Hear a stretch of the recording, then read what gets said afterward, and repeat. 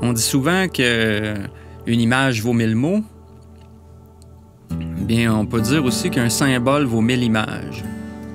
Un symbole, c'est un outil de communication extrêmement puissant, qu'on peut rassembler beaucoup de concepts en un, ce qui permet de communiquer avec beaucoup plus d'efficacité. C'est souvent aussi comment ton subconscient perçoit les choses, c'est par la symbolique. Puis il y a toute une symbolique qui est expliquée par le tarot, entre autres, qu'on va regarder survoler aujourd'hui. Le tarot, dans le fond, c'est la Torah, c'est la rotation de la Torah. C'est pour ça qu'il y a une carte, une des lames du tarot, qui est la roue de fortune. C'est écrit, c'est Tarot, Torah, Rota. C'est un anagramme parce qu'on peut le mettre dans tous les sens, ça veut dire la même chose. C'est comme une façon d'expliquer, si on veut, la Torah, ou les 5 premiers livres de la Bible, le Pentateuque, si vous voulez, ou l'écriture hébraïque, là, par des symboles. Il n'y a rien de démoniaque là-dedans, là. C'est juste une façon de comprendre. C'est le cycle de la vie. Ça, on va le voir un petit peu plus tard. Je veux juste faire un survol aujourd'hui de un petit peu chacune des cartes vraiment rapidement, juste pour qu'on se familiarise avec c'est quoi ces cartes-là. Pas de temps pour ce qu'ils représentent pour l'instant, on va le voir plus tard, comme je dis, mais c'est juste pour au moins savoir de quoi qu'on parle, là, pour pas que ce soit complètement... Si vous ne connaissez rien du tarot, que vous puissiez au moins suivre quelque chose puis comprendre c'est quoi à peu près ces cartes-là. Là. On n'est pas trop sûr de la source d'où ça vient. C'est apparu pendant la Renaissance... Et on ne sait pas trop d'où ça vient, ces enseignements-là, mais on sait que c'est basé en occultisme, là, sur d'anciennes sciences. C'est juste comme un résumé. C'est pas parfait, là. Moi, j'utilise une façon un peu différente, là. Mais juste pour faire le tour, on va regarder ça ici. On va revenir à ça plus tard. Bon. Juste les cartes en tant que telles, on a le fou. Le fou, c'est lui qui se lance dans l'aventure. Il s'en va se lancer sur le bord, là. Il s'en va dans le vide. Ça représente la planète Pluton. C'est relié aussi chacune des 22... En fait, là, ce qu'on appelle l'arcane majeur. Là. Il y a les arcanes mineurs, qui est de toutes les autres cartes. D'ailleurs, c'est la même chose que le jeu de cartes qu'on connaît bien. Là. Le jeu de cartes, il y a 4 suites, qui a 52 cartes. C'est comme les semaines de l'année. Il y a 4 saisons, les 4 suites, les 4 éléments.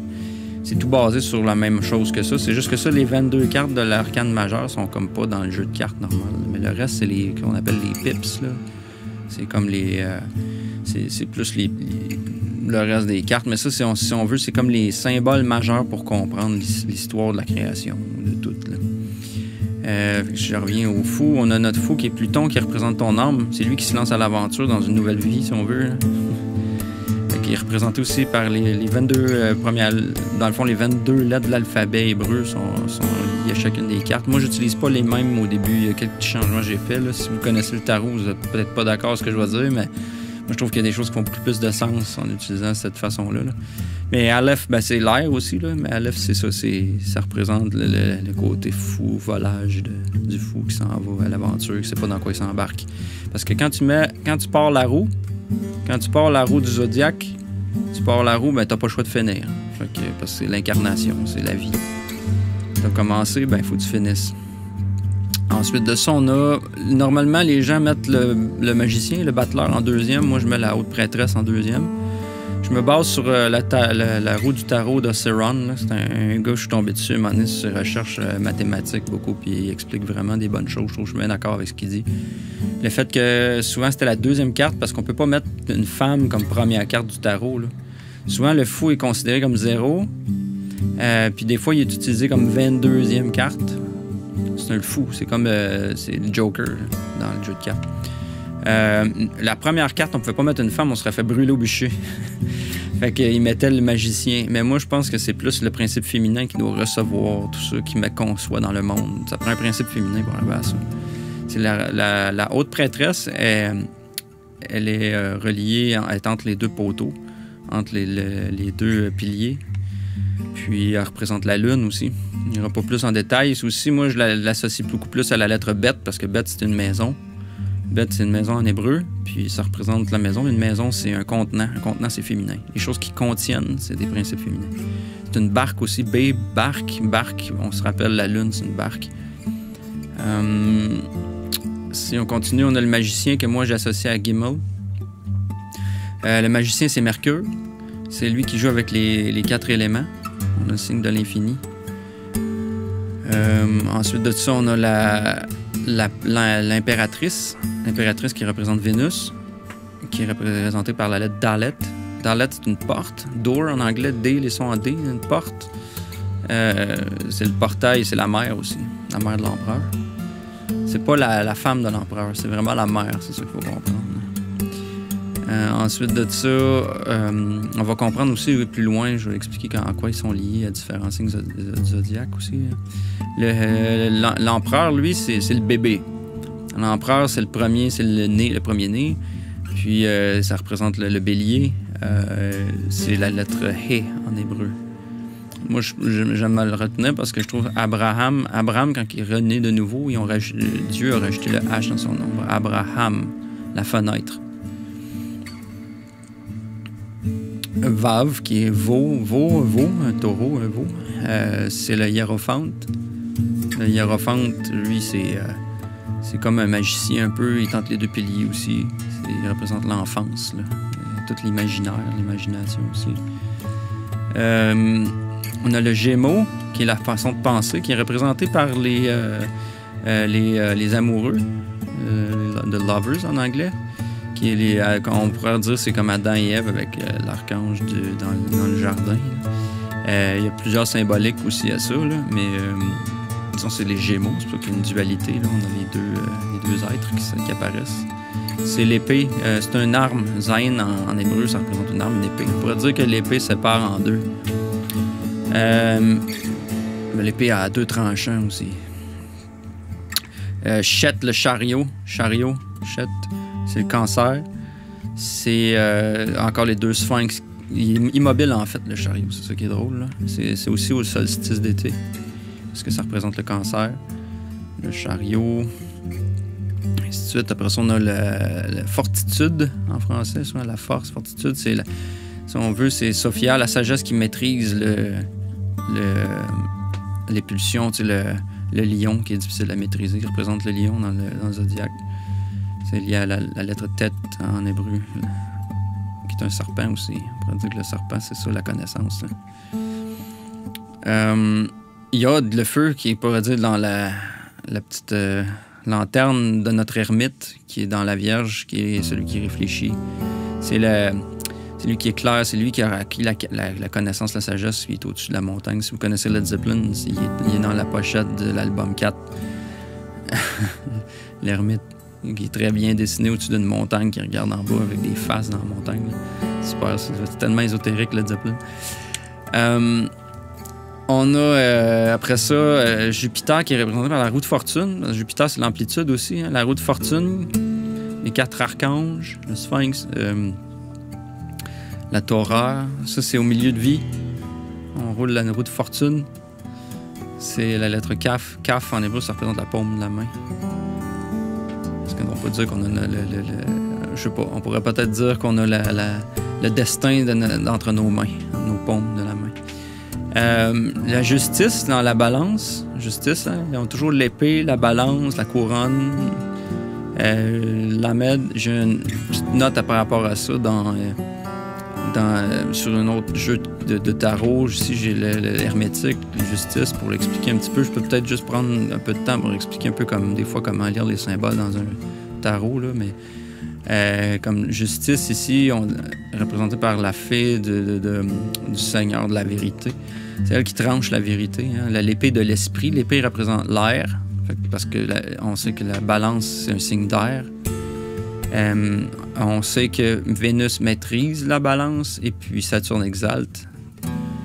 C'est aussi l'équinoxe d'automne où les jours sont égaux, où on change de côté, on va tomber de l'autre côté de la balance. T'sais, il sépare en deux l'année, la balance, fin septembre. Parce que si on se tenait à l'équateur et qu'on regardait à l'est, les jours et les nuits sont égales. On a 12 heures de jour, 12 heures de nuit. C'est le yin-yang aussi, c'est cette balance-là entre les mondes. On peut dire allumer le 3e œil parce qu'elle juge, tu sais, la justice est aveugle. Souvent, on utilise le symbole qui est très très similaire à celui-là, mais des fois on lui bande les yeux en justice, là, qui est le symbole de la justice, c'est toujours l'épée, la balance. c'est aveugle. La femme, c'est Vénus, mais en fait, c'est un signe masculin. C'est ça qui est un peu androgyne. C'est des fois difficile de dire masculin-féminin. C'est Vénus-Lucifer ici, là, dans Balance, dans le fond. Qu'est-ce que je m'en allais dire avec ça? C'est ça, elle est aveugle, fait qu'elle juge avec son troisième œil. Elle voit les choses d'en haut. Elle voit pas les choses avec les yeux. La justice est aveugle parce que elle juge pas sur les apparences. Elle va dans le fond des choses, elle voit avec son troisième œil. C'est pour ça qu'ici, on bande les yeux. Elle utilise le troisième œil pour juger, qui est un plus grand situation. T'es au-dessus de la situation quand tu utilises ton troisième œil. T'es pas dedans la dualité, t'es au-dessus. En tout cas, c'est entre autres le genre de symbole qu'on va retrouver dans ça. Il y a bien d'autres choses. Là. C'est le pilier central aussi, là, est dans le milieu. C'est plein de choses. Si on continue après la balance, on a après justice, on a le pendu. Là, on est comme entre balance et scorpion. Moi, je l'associe plus à balance, mais c'est comme la ligne entre le cusp qu'on appelle entre scorpion et balance. Là. Même c'est la fin du cycle. Là. Même c'est aussi l'eau, mais c'est comme l'eau de Neptune. Puis là, c'est là qu'on se voit dans le miroir puis qu'on voit le destin à l'envers des choses. La mort nous attend après dans le scorpion. Noun, c'est la descente. Noun, c'est un poisson aussi. On peut dire scorpion, c'est les eaux. C'est un poisson, c'est un monstre marin aussi. Fait que c'est la mort dans le sens... tu sais, souvent on l'utilise, c'est la mort. Oui, il représente la mort en tant que tel. Mais ça représente la mort des choses aussi, la mort des concepts, la mort des idées. Ça peut être n'importe quelle mort, pas juste la mort physique. Là. C'est ça aussi qu'il faut comprendre, c'est que ça transcende les choses. Là. C'est des concepts. Fait qu'il faut pas les associer nécessairement juste à des choses physiques. Là. Si on continue, après la mort, on a la tempérance qui est dans le Sagittaire, qui est comme un mixologue là, entre le feu du Sagittaire. Mais c'est pour ça qu'on appelle ça souvent la vallée de Hinnom, l'enfer. C'est souvent c'est ça, c'est l'enfer, tu sais, c'est le lac de feu, de destruction. Mais dans le fond, le côté négatif, oui, c'est la destruction, ça peut être négatif, parce que détruire ou, tu sais, remettre les choses en matière première, ça peut servir le côté positif. Le côté positif, c'est pour recréer. Fait que ça prend la tempérance pour faire le lien entre ce qui est à détruire pour en refaire une matière première pour reconstruire ou créer. Fait que des fois, détruire, ça permet de reconstruire mieux. Fait que c'est un peu ce que le principe de ça. C'est le coucher du soleil ici. Là. C'est la fin des choses. Tout est en changement. Il faut comme tout réutiliser ça puis faire des choses positives avec ça. C'est pour ça que pendant que l'âme est morte, là, dans le fond, toutes les matières premières sont recyclées, si on veut. C'est comme le recyclage.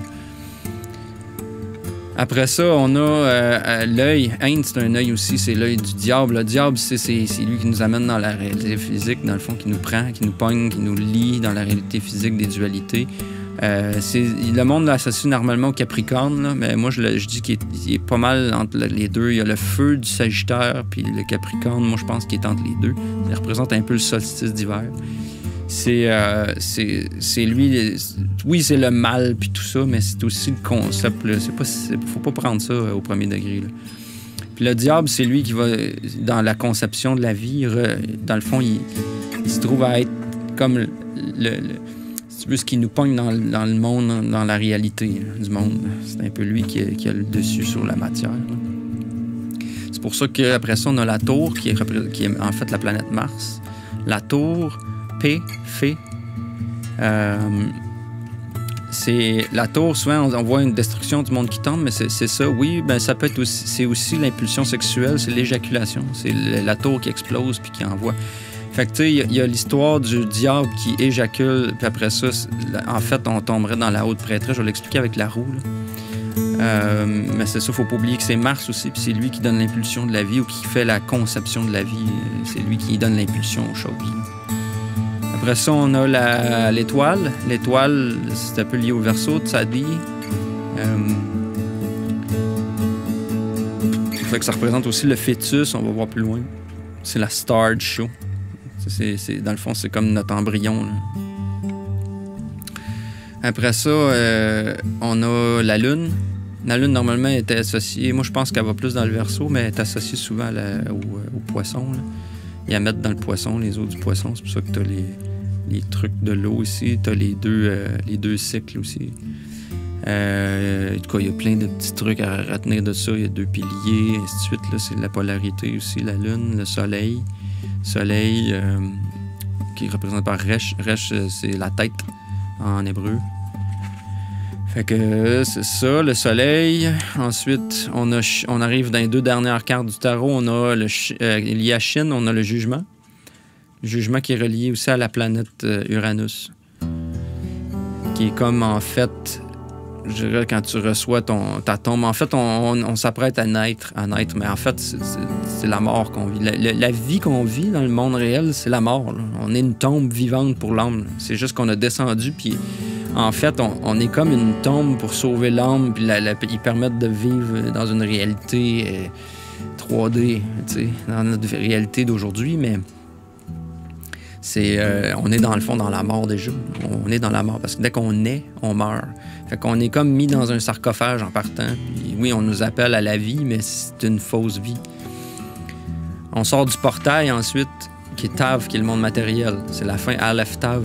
Quand Jésus dit l'alpha, l'oméga, la première et le dernier, c'est qu'on a fait tout le cycle jusqu'à la matière. Fait que c'est pour ça que la matière finit avec un portail, un vagin, si on veut, ou les 4 archanges, le monde.